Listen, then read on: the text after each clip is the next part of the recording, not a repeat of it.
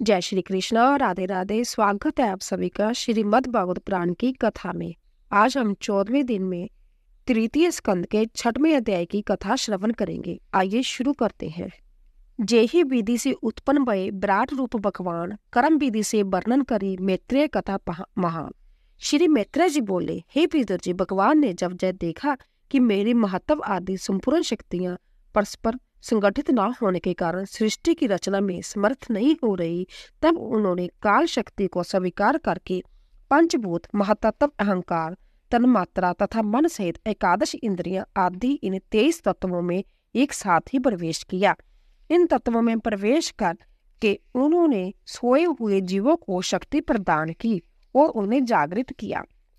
जब संपूर्ण तत्व परस्पर मिला दिए गए और अंश रूप से उसमें पर ब्रह्मा शक्ति में प्रवेश किया और उसी से विराट पुरुष की उत्पत्ति हुई।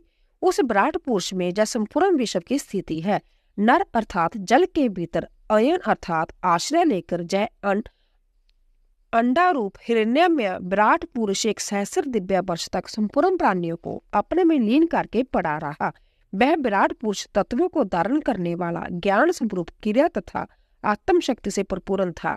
उसने अपनी शक्तियों से अपने 3 भाग किए। ज्ञान शक्ति के द्वारा चैतन्य स्वरूप 10 भाग प्राण, अपान, समान, व्यान, उदान, नाग, कुरम, करकल, देवदत्त और धनंजय। तीसरा अध्यात्म, अधिदेव तथा अधिभूत थे। 3 भाग प्रकट किए। यह विराट भगवान ही आदि जीव शक्ति वाले होने के कारण जीवात्मा तथा जीव स्वरूप होने के कारण परमात्मा तथा प्रथम अंश रूप होने के कारण आदि अवतार मान गए। यह विराट पुरुष जीव रूप से 1 प्रकार का, प्राण रूप से 10 प्रकार का तथा अध्यात्म, अधिभूत तथा अधिदेव रूप से 3 प्रकार का माना गया। विराट भगवान का प्रथम मुख खुला, जिससे इंद्रियों तथा लोकपाल अग्नि उत्पन्न हुए। इसी से यह प्राणी बोलता है। फिर ताल की उत्पत्ति हुई, जिससे लोकपाल वरुण तथा उनका अंश रसेंद्रिय की स्थापना हुई। इसके बाद नासिका सिद्धर उत्पन्न हुए। उनमें अश्विनी कुमार प्राण इंद्रिय के साथ उत्पन्न हुए। फिर नेत्र प्रकट हुए, उनमें सूर्यदेव प्रविष्ट हुए। उस नेत्र इंद्रिय से अनेक रूपों का ज्ञान हुआ। फिर त्वचा प्रकट हुई, जिससे स्पर्श का ज्ञान होता है। फिर कान उत्पन्न हुए, उनमें श्रवण इंद्रियों के साथ 10 दिशाएं प्रकट हुई। फिर रोम उत्पन्न हुए, जिनसे औषधियां उत्पन्न हुई। फिर लिंग उत्पन्न हुआ, जिसके वीर्य रूप से प्रजापति की उत्पत्ति हुई। फिर गुदा उत्पन्न हुआ, जिसमें लोकपाल, मित्र, बाजू इंद्रिय सहित प्रविष्ट हुए। फिर हाथ उत्पन्न हुए, उनमें देवराज इंद्र प्रविष्ट हुए। फिर विराट पुरुष के चरण प्रकट हुए, उनमें अपनी संपूर्ण गति शक्ति को लेकर विष्णु भगवान प्रविष्ट हुए। फिर बुद्धि उत्पन्न हुई, वहां ब्रह्मा प्रविष्ट हुए। फिर हृदय उत्पन्न हुआ, वहां मन के साथ चंद्रमा प्रविष्ट हुए। इसके बाद विराट भगवान में अहंकार तत्व प्रकट हुआ, इसमें रुद्र देव प्रविष्ट हुए। इसमें चित्त उत्पन्न हुआ, जिसमें महातव ब्रह्मा प्रविष्ट हुए। इस चित्त शक्ति से जीव आत्मा चेतन शक्ति प्राप्त करता है। इन विराट पुरुष के सिर से स्वर्गलोक, पगों से पृथ्वी तथा नाभि से आकाश की उत्पत्ति हुई, जिनमें सतमगुण से देवता, रजगुण से मनुष्य और तमोगुण से राक्षस तथा भूत प्रेत आदि उत्पन्न हुए।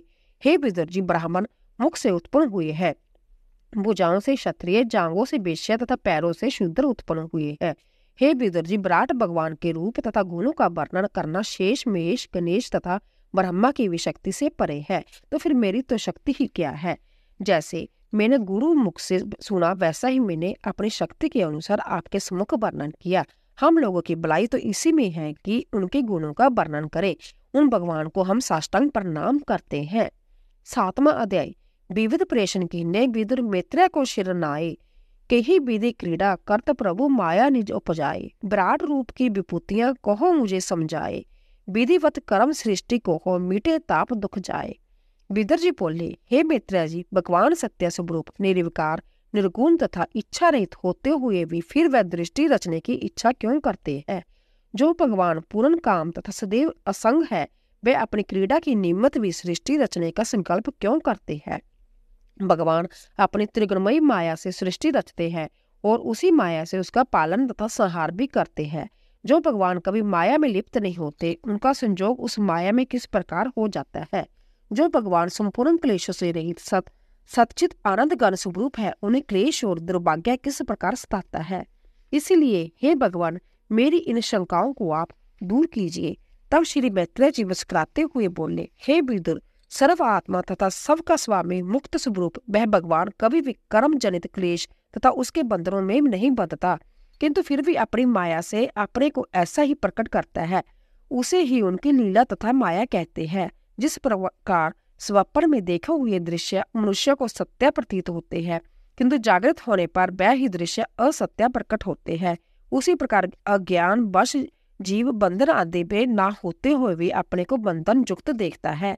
अब यदि वह कहा जावे कि अपने ही में विराजमान परमात्मा की प्रतीति उसे क्यों नहीं होती, तो उसका कारण ये है कि अज्ञानवश उस जीव आत्मा के ऊपर ज्ञानमयी माया का आवृत ढका हुआ है। इसके साथ ही साथ जैसे संपूर्ण क्लेश दुख कर्म बंधन देहाभिमानी जीव को ही लिप्त करते हैं, किंतु परमात्मा में ऐसा नहीं बासता। निष्काम भाव से कर्म करने पर उनके फलों का मिथ्या आरोप जीव पर नहीं लगता और वह धीरे धीरे भक्ति के द्वारा परमात्मा में लीन हो जाता है। विदुर जी बोले, हे भगवान, आपकी कृपा से मेरा यह संदेह दूर हो गया। मेरी समझ में ये आ गया कि जीव को दुख क्लेश आदि को प्रतीत कराने वाली केवल भगवान की अज्ञानमयी माया है। वह माया स्वप्न के समान मिथ्या है, क्योंकि उस माया से ही यह जगत बना है। इसीलिए वह माया ही जीव को अज्ञान में डाले रहती है। जब यह जीव उस माया को पार कर जाता है, तब उसके परे सत्य स्वरूप भगवान के दर्शन होते हैं। हे भगवान, जय तो मुझे अब अनिश्चय हो गया कि जय सुख दुख आदि मिथ्या पदार्थ वास्तव में कुछ नहीं, केवल जीव को प्रतीत ही होते हैं। केवल उस प्रतीत के हट जाने पर जीवात्मा दुख सुख से मुक्त हो जाता है और जय समतत्व भाव को प्राप्त होकर भगवत चरणों में लीन हो जाता है। हे मैत्रेय जी, आपने अभी बताया कि सृष्टि के आदि में विराट पुरुष की उत्पत्ति हुई और उसमें संभव परमात्मा ने प्रवेश किया। उसी को वेदों ने आदि पुरुष कहा है। उसके सैकड़ों पैर, जंघाएं और हाथ है। अब आप मुझे यह भी बताइए कि उन विराट भगवान से संपूर्ण ब्राह्मण की उत्पत्ति किस प्रकार हुई और इन लोकों लोकपालों देवताओं मनुष्यों पशु पक्षी आदि जराजुज स्वदेज अंडज और उद्दिज सृष्टि की उत्पत्ति किस प्रकार हुई।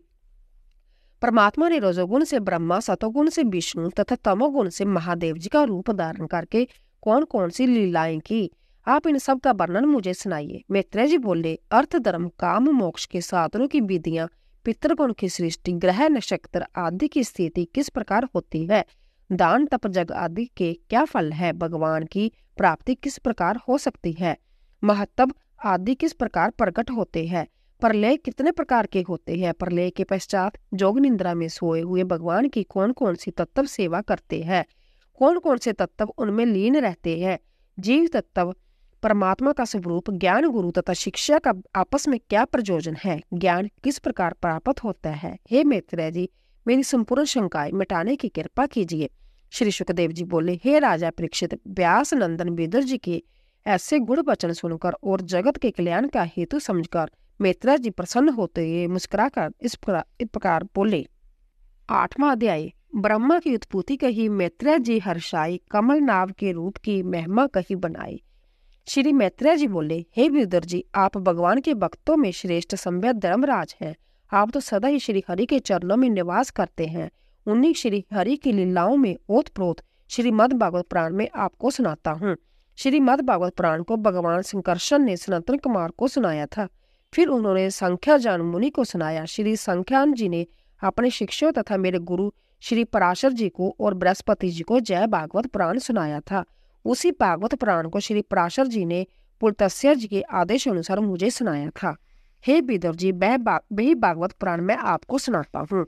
सृष्टि के आदि में जब संपूर्ण ब्राह्मण जलमग्न था, चारों ओर केवल जल ही जल था, केवल भगवान नारायण ही शेष शैया पर विराजमान थे। उन्होंने संपूर्ण विश्व को अपने में लीन करके आत्मनंद में मगन होकर जोग निद्रा को धारण कर रखा था। केवल पुण्य सृष्टि काल के आने पर उन परमात्मा को जगाने के लिए काल शक्ति ही जागृत थी। जब एक सहस्र चतुर्युगी वर्ष जल में शयन करते हुए व्यतीत हो गए, तब उस काल शक्ति ने उन भगवान नारायण को जगाया। तब भगवान ने अपने शरीर में उन अनन्य लोकों को देखा तथा अपने में संपूर्ण भूतों तथा जीवों को भी देखा। जब भगवान की दृष्टि अपने लिंग शरीर सूक्ष्म तत्व पर पड़ी, तब काल की प्रेरणा से रजोगुण द्वारा और शुद्ध होकर सृष्टि की रचना के लिए उनकी नाभि प्रदेश से सूक्ष्म तत्व कमल कोश बाहर निकला। वह कमल कोश ऊपर की ओर उठकर सूर्य के समान तेजमय होकर उस अपार जल को प्रकाशमान करने लगा। उस देदीप्यायन कमल में सृष्टि के रचिता संभव भगवान विष्णु ही प्रविष्ट हो गए और ब्रह्मा रूप में प्रकट हो गए। जब उस कमल पर बैठे हुए ब्रह्मा जी ने अपने को अकेला पाया, तब वे चारों ओर आंखें फाड़ फाड़ कर उस आकाश में देखने लगे। इस कारण उनके 4 मुख हो गए।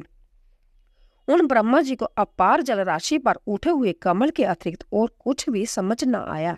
वह गहरे विचार में पड़ गए कि जय कमल क्या है, मैं कौन हूँ, मुझे किसने उत्पन्न किया और जय कमल कहाँ से आया है। इस अथाह जल राशि में अवश्य कोई आधार है जहाँ से जय कमल उत्पन्न हुआ है। ऐसा विचार कर ब्रह्मा जी कमल की नाल है के सहारे नीचे जल में उतरे, किंतु वह उस कमल का कोई आधार ना पा सके। उस अपार जल राशि में कमल की उत्पत्ति स्थान को खोजते खोजते बहुत काल व्यतीत हो गए। अंत में विफल होकर पुण्य अपने कमल पर आ बैठे और समाधि में लीन हो गए। इस प्रकार दिव्या 100 वर्ष तक योग अभ्यास करने के पश्चात उन्हें ज्ञान प्राप्त हुआ और उत्पत्ति करने वाले भगवान को अपने अंतःकरण में देखा। उन्होंने शेष से भगवान के दर्शन अपने हृदय में किए। ब्रह्मा जी ने देखा कि अथाह जल राशि में शेष जी के 10 सहस्र फलों के छत्र के नीचे भगवान नारायण लेटे हुए हैं। उन भगवान के शीश पर कांति में मुकुट है और श्याम वरण है, 4 भुजाएं हैं, उनके अंग प्रत्यंग दिव्य शोभा से देदीमान है, रत्नों में भूषणों से सुशोभित है, पीताम्बर धारण किए हुए है, उनका शरीर विग्रह असीम है, संपूर्ण ब्राह्मण उन्हीं में विराजमान है। उनकी सुंदर नासिका तथा कमल के समान नेत्र, मनोहर मुस्कान, भक्तजनों को सुख देने वाली वक्ष स्थल में श्री वत्स का चिन्ह शोभामान है। शेष जी के सहस्र फण उनका छत्र है। इनके कंठ में बनमाला विराजमान है, शंख चक्र गदा पद्म धारण किए हुए है। उन प्रजापति ब्रह्मा ने केवल नारायण की नाभि सरोवर से उत्पन्न हुआ कमल जल आकाश बाजू और संभे अपना शरीर के ये 5 ही वस्तुएं देखी। इनके अतिरिक्त और कुछ उन्हें दृष्टि नहीं आया। तब विश्व की रचना की इच्छा करने वाले ब्रह्मा जी ने अपनी उत्पत्ति करने वाले भगवान नारायण में मन लगाकर उनकी वंदना करनी प्रारंभ कर दी। 9वां अध्याय ब्रह्मा जी द्वारा भगवान की स्तुति। श्री ब्रह्मा जी बोले, हे भगवान, बहुत काल के पश्चात मैं आपको पहचान सका। बड़े दुर्भाग्य का विषय है कि आप प्राणियों में वास करते हुए भी उनसे नहीं पहचाने जा सकते। इस संपूर्ण विश्व में आप ही समाये हुए हैं, आपके अतिरिक्त और कोई वस्तु नहीं है। आप ही अनेक रूपों में प्रतीत होते हैं। आप सत चित आनंद गण हैं। चित्त शक्ति के कारण आप संभव प्रकाश है। आपका आनंदमय वेद रहित एवं तेज युक्त स्वरूप संपूर्ण विश्व में समाया हुआ है। आप इस संपूर्ण विश्व का कल्याण करने वाले हैं। नरकगामी जीव ही आपकी निंदा करते हैं। मैं आपको बार बार नमस्कार करता हूँ। जीव जब तक आपके चरण बंदों में का आश्रय नहीं लेता, जब तक उसे जय संसारिक माया व्यय तृष्णा शोक मोह ममता सताते रहते हैं। जब आपकी शरण में आ जाता है, तब वह इन संपूर्ण क्लेशों से मुक्त हो जाता है। यह सर्दी गर्मी वर्षा इंद्रियों के विषय रूप आप ही की माया है। हे देव, इन साधारण प्राणियों की तो बात ही क्या, बड़े बड़े ऋषि मुनि भी आपके कीर्तन आदि से विमुख रहते हैं। वह अनेक संसारिक मायाओं में फंसे रहते हैं। हे नाथ, आप विशुद्ध भक्ति योग के द्वारा शुद्ध हृदय में विराजमान रहते हैं। हे नाथ, आपके भक्त आपको जिस रूप से बजते हैं, आप उन पर कृपा करने के लिए वही रूप धारण कर लेते हैं। आप अंतर आत्मा हैं। आप एक होते हुए भी अनेक हैं। मनुष्य का कर्तव्य जग दान तपस्या व्रत आदि से आपको प्रसन्न करना है। आपके प्रसन्न होने पर संपूर्ण अर्थ फल प्राप्त होते हैं। आपका प्रकाश होने पर हृदय के संपूर्ण अंधकार नष्ट हो जाते हैं। इस जगत की उत्पत्ति स्थिति और संहार आप अपनी लीला मात्र से ही करते हैं। मैं आपको बारंबार नमस्कार करता हूँ। आपके नाम कीर्तन से ही जन्म जन्मांतरों के पाप नष्ट हो जाते हैं और ब्रह्मा पद की प्राप्ति हो जाती है। विषम वृक्ष रूप में आप ही हैं। मैं आपको बार बार नमस्कार करता हूँ। आप ही ब्रह्मा शिव और विष्णु के रूप में होकर इस विश्व की उत्पत्ति सिद्ध और लय करते हैं। मैंने आपकी बहुत काल तक तपस्या की। मेरा इस तपस्या के आप ही साक्षी हैं। आप पूर्ण काम विषय वासनाओं से मुक्त तथा माया से परे हैं। धर्म की रक्षा के लिए ही अनेक रूप धारण करते हैं। आप ही प्रलय काल के पश्चात संपूर्ण प्राणियों को अपने उदर में लीन कर लेते हैं।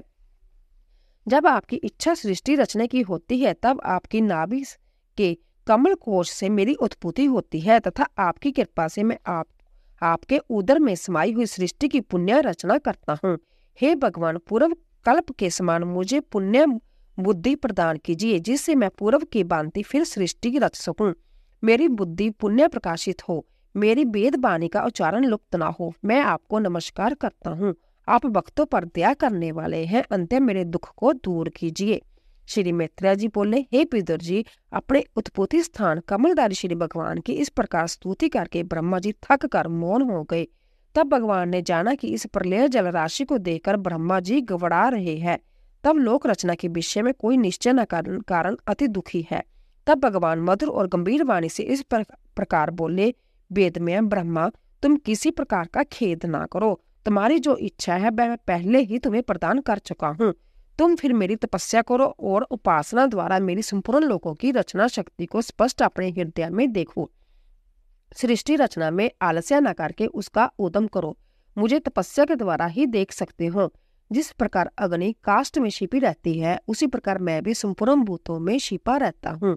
जो प्राणी अज्ञान के मल को दूर कर देता है, वह संपूर्ण भूत इंद्रियों और गुणों से रहित होकर मुझे अपने अंतकरण में देखता है।